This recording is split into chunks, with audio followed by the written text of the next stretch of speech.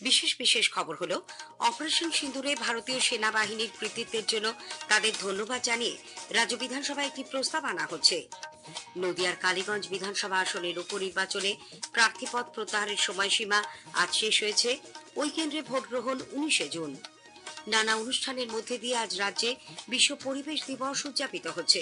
বিভিন্ন জেলা থেকেও দিনটি পালনের খবর এসেছে। গ্রামাঞ্চলে নিকাশি জঞ্জাল অপসারণ সহ সামগ্রিক পরিকাঠামো উন্নয়নে রাজ্য সরকার মিশন নির্মল বাংলা প্রকল্পের মতো একাধিক প্রকল্প হাতে নিচ্ছে। ঈদ উল আজহা উপলক্ষে ভারত বাংলাদেশের মধ্যে সংযোগকারী পেট্রাপোল বেনাপোল সীমান্ত দিয়ে আমদানি রপ্তানি 10 দিন বন্ধ থাকছে। রাজ্যের বিভিন্ন জেলায় ঝড় বৃষ্টি চলেছে। কয়েকটি জেলায় হলুদ সতর্কতা জারি করা হয়েছে। আসছে বিস্তারিত খবরে। অপারেশন সিঁদুরে ভারতীয় সেনাবাহিনীর কৃতিত্বের জন্য তাদের ধন্যবাদ জানিয়ে রাজ্য বিধানসভায় একটি প্রস্তাব আনা হচ্ছে। আগামী মঙ্গলবার 10 জুন বিধানসভার বাদল অধিবেশনের দ্বিতীয় দিনে সরকারি এই প্রস্তাব নিয়ে 2 ঘন্টা আলোচনা হবে। রাজ্য বিধানসভার অধ্যক্ষ বিমান বন্দ্যোপাধ্যায় বিধানসভার অধিবেশন শুরুর আগে আজ প্রথা মাফিক সর্বদলীয় বৈঠকের পর একথা জানান। উল্লেখ্য, সোমবার 9 জুন থেকে বিধানসভার পরবর্তী অধিবেশন শুরু হচ্ছে। মুখ্যমন্ত্রী মমতা ব্যানার্জি দ্বিতীয় দিন ওই আলোচনায় অংশ নিতে পারেন বলে অধ্যক্ষ জানিয়েছেন। এদিকে প্রধান বিরোধী দল বিজেপি তাদের ঘোষিত অবস্থান অনুযায়ী আজকে সর্বদলীয় বৈঠক বয়কট করেন।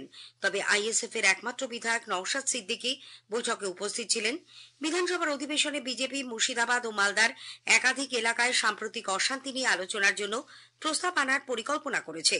সেই প্রসঙ্গে সাংবাদিকদের প্রশ্নের উত্তরে অধ্যক্ষ জানান, বিধি মাফিক প্রস্তাব এলে তা বিবেচনা করা হবে।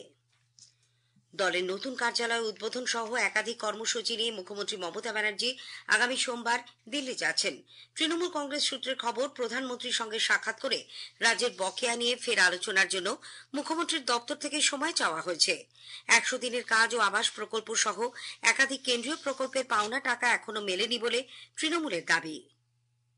নদিয়ার কালীগঞ্জ বিধানসভা আসনের উপনির্বাচনে প্রার্থীপদ প্রত্যাহারের সময়সীমা শেষ হয়েছে। ওই কেন্দ্রে ভোট নেওয়া হবে 19 জুন, গণনা 23 জুন। এদিকে উপনির্বাচন সুষ্ঠুভাবে সম্পন্ন করতে 3 জন পর্যবেক্ষক নিয়োগ করেছে নির্বাচন কমিশন। অবাধ ও সুষ্ঠু ভোট গ্রহণের জন্য কুড়িকাম্পানি কেন্দ্রীয় বাহিনীও মোতায়েন করা হচ্ছে। উল্লেখ্য, তৃণমূল কংগ্রেস বিধায়ক নাসির উদ্দিন আহমেদের মৃত্যুতে আসনটি শূন্য হয়। তার মেয়ে আলিফা আহমেদকেই প্রার্থী করেছে তৃণমূল কংগ্রেস। বিজেপির প্রার্থী হয়েছেন আশিস ঘোষ। এছাড়া কংগ্রেস প্রার্থী করেছে কাবিল উদ্দিন শেখকে। বামফ্রন্ট এই কংগ্রেস প্রার্থীকে সমর্থন করবে বলে জানিয়েছে। রাজ্য সরকার এই উপনির্বাচনের দিন সেখানকার সব সরকারি, আধা সরকারি ও বেসরকারি সংস্থা এবং শিক্ষা প্রতিষ্ঠানগুলিতে সবেতন ছুটি ঘোষণা করেছে।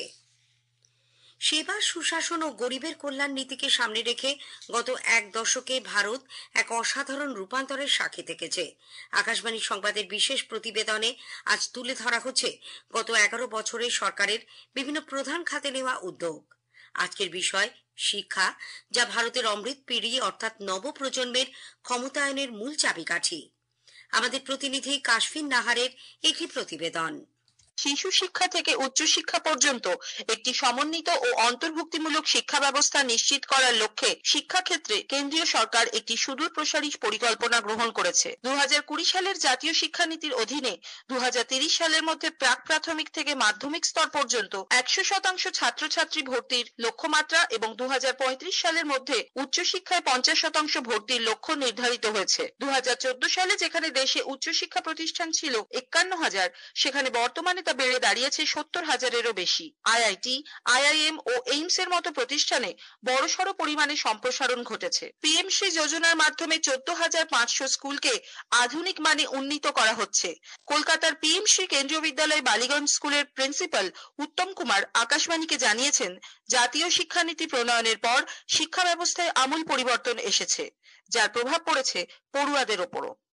जब से पीएमसी स्कीम इंट्रोड्यूस हुआ है, हमने एक सी चेंज देखा है हमारे विद्यालय में। स्कूल का हर एरिया, बच्चों का हर एरिया जो डेवलपमेंट है, कम्युनिटी डेवलपमेंट है, हर कुछ को इन्होंने छुआ है। बच्चों का जो एक्सपीरियंशियल लर्निंग की बात हम करते हैं कि जब बच्चे करते हैं तो सीखते हैं। इसके लिए काफी प्रोजेक्ट्स थे हमारे पास, जैसे बच्चों को अलग अलग जगहों पे ले जाना, हिस्टोरिकल प्लेस हो, कल्चरल प्लेस हो, साइंटिफिक इंस्टीट्यूशन, ऑर्गेनाइजेशंस हो, जू हो छोटे बच्चों के लिए, ताकि उनको प्रैक्टिकल एक्सपीरियंस मिल सके। तो वी आर वेरी हैप्पी और बच्चे खुश हैं। खेलते खेलते पढ़ रहे हैं, ये बहुत अच्छी बात है और हम उम्मीद करते हैं कि आगे आने वाले सालों में और भी ये मजबूती से हम इसको लागू करेंगे।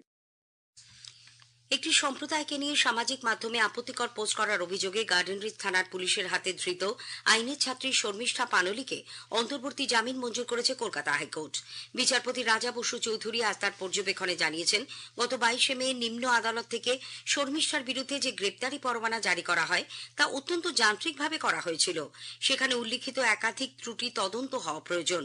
আজ 10,000 টাকার ব্যক্তিগত বন্ডে এই অন্তর্বর্তী জামিন মঞ্জুরের পাশাপাশি বেশ কিছু শর্ত আরোপ করেছে আদালত।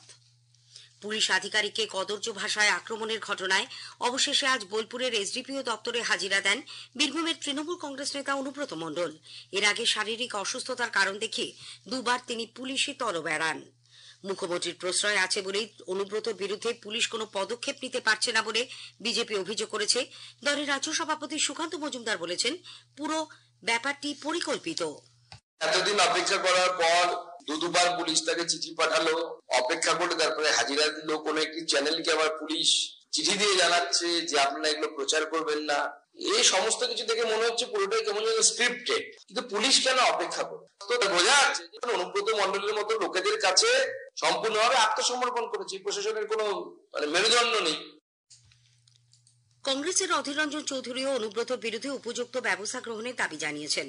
উল্লেখ্য, অনুব্রত এবং বোলপুর থানার আইসির ফোনে কথোপকথনের একটি অডিও ক্লিপ সমাজ মাধ্যমে ছড়িয়ে পড়ে। সেখানে অত্যন্ত কদর্য ভাষায় ওই আধিকারিককে আক্রমণ করতে শোনা যায়। পরে দলীয় নির্দেশ মেনে অনুব্রত লিখিতভাবে ক্ষমা চাইলেও গোটা ঘটনায় চক্রান্তের অভিযোগ তুলেছেন। বাল্যবিবাহ মুক্ত ভারত গঠনে সরকার প্রতিজ্ঞাবদ্ধ। এই নিয়ে স্পটলাইটে এবারের অনুষ্ঠান বাল্যবিবাহ মুক্ত ভারত।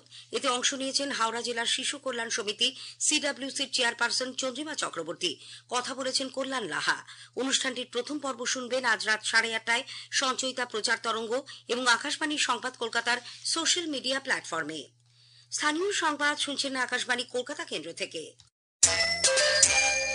আমাদের সংবাদ শোনা যাবে ইউটিউব চ্যানেল আকাশবাণী সংবাদ বাংলা, ফেসবুক ও ইনস্টাগ্রাম আকাশবাণী সংবাদ কলকাতা এবং এক্স হ্যান্ডেল এআইআর নিউজ কলকাতাতে। নানা অনুষ্ঠানে আজ বিশ্ব পরিবেশ দিবস উদযাপিত হচ্ছে। এবছর দিনটি পালনের মূল ভাবনা প্লাস্টিক দূষণ রোধ। রাজ্যপাল ডক্টর সিভি আনন্দ বোস বিশ্ব পরিবেশ দিবস উপলক্ষে রাজ্যবাসীকে জীববৈচিত্র্য সংরক্ষণ ও সুরক্ষায় অঙ্গীকারবদ্ধ হওয়ার আহ্বান জানিয়েছেন।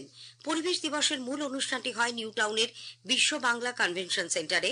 রাজ্য দূষণ নিয়ন্ত্রণ পর্ষদ ও পরিবেশ দপ্তর আয়োজিত ওই অনুষ্ঠানে পরিবেশ দপ্তরের স্বাধীন দায়িত্বপ্রাপ্ত প্রতিমন্ত্রী চন্দ্রিমা ভট্টাচার্য বলেন, দূষণ প্রতিরোধে রাজ্য সরকার পুনর্ব্যবহারযোগ্য প্লাস্টিক বাধ্যতামূলক করার উপর জোর দিচ্ছে। প্লাস্টিক পলিউশন সেই থিমকে সামনে রেখে আমাদের দূষণ নিয়ন্ত্রণ পর্ষদ, যেটা আমাদের পরিবেশ দপ্তরের অধীনে মাননীয় মুখ্যমন্ত্রীর নির্দেশিত পথে এই কর্মসূচি করেছে, যাতে মানুষের কাছে সচেতনতা তৈরি করার একটা ক্ষেত্র তৈরি করে দিতে পারে। কলকাতা পুরসভার উদ্যোগে পরিবেশ সচেতনতার বার্তা দিতে এক অনুষ্ঠানে চারাগাছ রোপণ করেন পুর নগরোন্নয়ন মন্ত্রী ফিরহাদ হাকিম। পরিবেশ দিবসে কলকাতার বিভিন্ন এলাকায় গাছ লাগান নগরপাল মনোজ ভার্মা। কংগ্রেসের শ্রমিক সংগঠন আইএনটিইউসির সেবা দল আজ এই উপলক্ষে বৃক্ষরোপণ কর্মসূচি পালন করে। পরিবেশ দিবস নিয়ে আকাশবাণী সংবাদের একটি প্রতিবেদন। রাষ্ট্রসংঘের থিম অনুযায়ী রাজ্য জুড়ে পরিবেশ দিবসের সব অনুষ্ঠানের সুর ছিল একটি, প্লাস্টিক থেকে দূরে থাকুন। রাজ্য দূষণ নিয়ন্ত্রণ পর্ষদ, বিড়লা কারিগরি ও শিল্প সংগ্রহশালা সর্বত্রই ছাত্রছাত্রীদের নিয়েছিল নানা কর্মশালা। টাউন হলে কলকাতা ক্লাইমেট অ্যাকশন প্ল্যানের সূচনা করেন মেয়র ফিরহাদ হাকিম। কলকাতার বাতাসকে আরো ভালো কি করে করা যায়, এইটার একটা কম্পোজিটিভ প্ল্যান দিল, যেটা নিয়ে আমরা কর্পোরেশন কাজ করছি, কিন্তু আমাদের একটা গাইডলাইন দরকার ছিল, সেটা ক্যালকাটা অ্যাকশন প্ল্যান দিল। পরিবেশ কর্মী নবদত্ত অভিযোগ করেন, প্লাস্টিক রোধে আইন থাকলেও তার প্রয়োগ হচ্ছে না। আইনের জায়গায় আরো বেশি কঠোর থেকে কঠোরতর হওয়ার আইন চেষ্টা করছে, প্রয়োগের জায়গায় ইমপ্লিমেন্ট করতে। কিছুতেই তারা ওয়ান টাইম প্লাস্টিক যে উৎপাদন হচ্ছে যেগুলো বিভিন্ন ছোট এবং মাঝারি সংস্থায়, সেগুলোকে তারা বন্ধ করছেন না। যদি উৎপাদনটা বন্ধ সরকার করতো, তাহলে তো প্লাস্টিকটা আসতেই পারতো না বাজারে। 1 নম্বরে হচ্ছে প্রডিউসার। আপনি 1 নম্বর বাদ দিচ্ছেন, 2 নম্বর বাদ দিচ্ছেন, 3 নম্বর বাদ দিচ্ছেন, 4 নম্বরে গিয়ে ইউজারদের কাছে গিয়ে বলছেন সচেতন হন, সচেতন হন। সেটা হাস্যকর ব্যাপার হচ্ছে। সমুদ্র বিজ্ঞানী ডক্টর সুগত হাজরা বললেন, অক্সিজেনের উৎসকে রক্ষা করতে প্লাস্টিক মুক্ত পৃথিবী গড়তে হবে। আমাদের মূল কাজই হবে অক্সিজেনের যে মূল সাপ্লাই সমুদ্র, সেটাকে বাঁচানো। এবং বাঁচাতে গেলে আমাদের ফাইটোপ্লাঙ্কটনকে বাঁচাতে হবে। ফাইটোপ্লাঙ্কটনকে বাঁচাতে গেলে আমাদের একটা প্লাস্টিক শূন্য পৃথিবী তৈরি করতে হবে। এটাই আমাদের এনভায়রনমেন্টের মূল বার্তা হওয়া উচিত। অভিজিৎ চক্রবর্তী, আকাশবাণী সংবাদ, কলকাতা।